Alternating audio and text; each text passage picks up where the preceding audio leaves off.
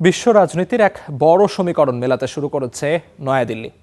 একদিকে মার্কিন ইরান ঐতিহাসিক সমঝোতায় বিশ্ব অর্থনীতিতে সুখবর দেখছে ভারত, অন্যদিকে লাদাখ সংকটের পর এই প্রথম চীনের সঙ্গে সম্পর্কের বরফ গলতে শুরু করার স্পষ্ট ইঙ্গিত পাওয়া গেল।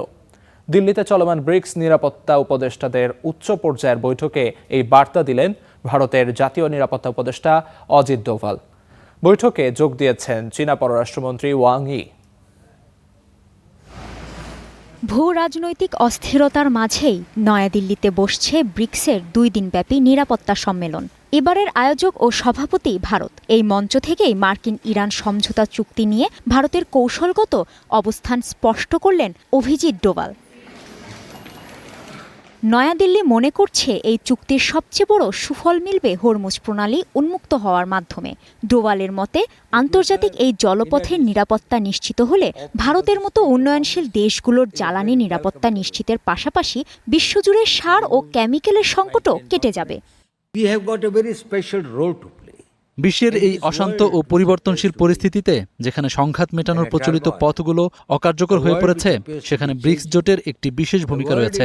আমরা যুক্তরাষ্ট্র ও ইরানের মধ্যকার সমঝোতাকে স্বাগত জানাই। আমরা সতর্কভাবে আশাবাদী যে এটি সফল হবে। হরমুজ প্রণালীর উন্মুক্ত হওয়া একটি দারুণ খবর, যা সরবরাহ ব্যবস্থার জটিলতা কমাবে এবং সার ও রাসায়নিকের ঘাটতি পূরণ করবে। এটি সবার অর্থনৈতিক সমৃদ্ধি নিশ্চিত করবে। তবে এই সম্মেলনের সবচেয়ে বড় চমক ছিল ভারত চীন দ্বিপাক্ষিক বৈঠক।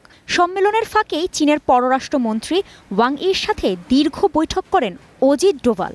ভারতের পররাষ্ট্র মন্ত্রণালয়ের এই আলোচনাকে গঠনমূলক এবং দূরদর্শী বলে আখ্যা দিয়েছে।